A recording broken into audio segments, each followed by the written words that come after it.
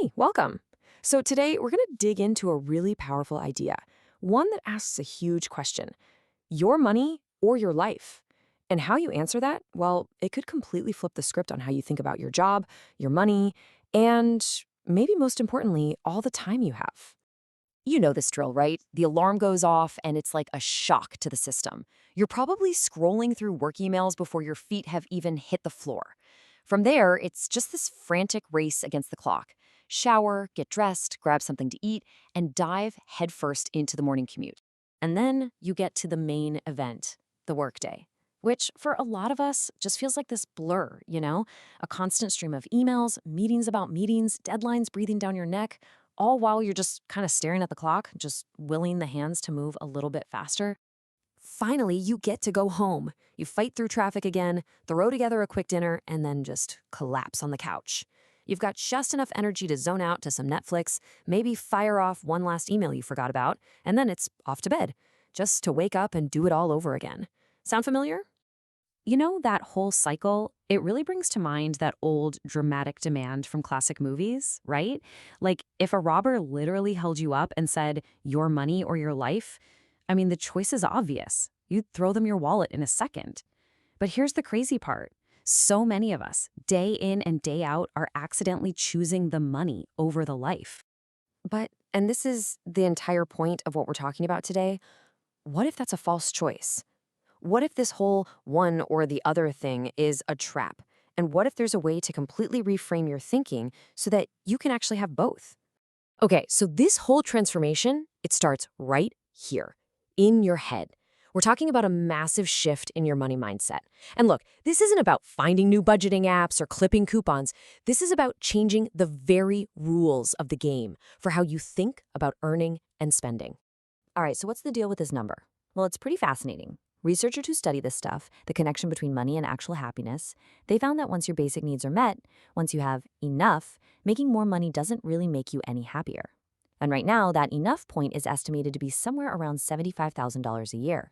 And this idea is perfectly captured in something called the fulfillment curve. See, when you're starting out, every dollar you spend on survival and basic comforts brings a huge jump in happiness. But then, the curve starts to flatten out. You buy more stuff, but you're not getting much happier. And if you keep going, you actually hit this downward slope where more stuff just adds more complexity and stress to your life.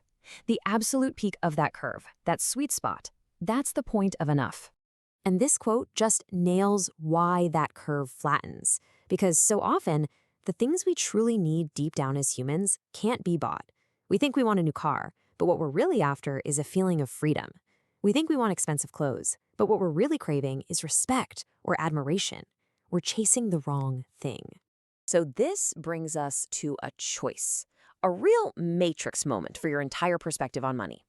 You can take the blue pill, keep on going as you are, and believe whatever you want about your finances, or you can take the red pill, and we can see just how deep this rabbit hole really goes.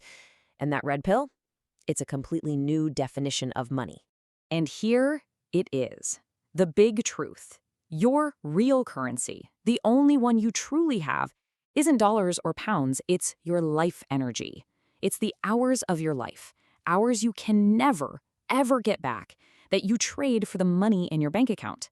And once you see it this way, you can never unsee it.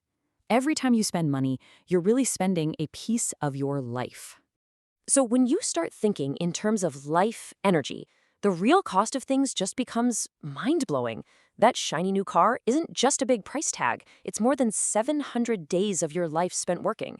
That fun night out, that might be 2 full days of your life energy.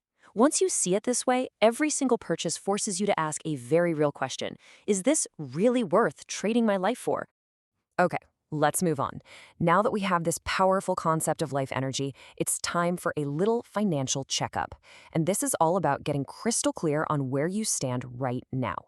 No judgment, no shame, just the honest truth. So, we all pretty much think we know our hourly wage, right? It's right there on our contract or pay stub.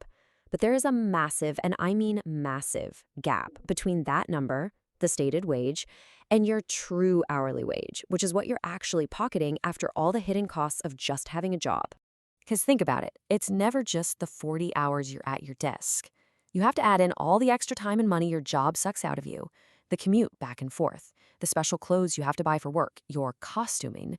And what about that time you need when you get home just to decompress and feel like a person again? All that time gets added, and all those extra costs get subtracted. So let's just use an example of an average worker, okay? Let's say their salary works out to a stated hourly wage of $16.50. On paper, that sounds, well, it sounds pretty reasonable, doesn't it? But when you subtract all those hidden costs and you add in all those hidden hours, and then you take out taxes, that true hourly wage absolutely plummets. In this example, down to just $4.50. That is the amount of life energy you are actually trading for 1 hour of your time. Just let that sink in for a second. Whew. Okay, that was the tough part, the hard truth. Now we get to the really empowering stuff. This section is all about taking that new awareness and turning it into a clear, visual roadmap to freedom. It is time to chart your course.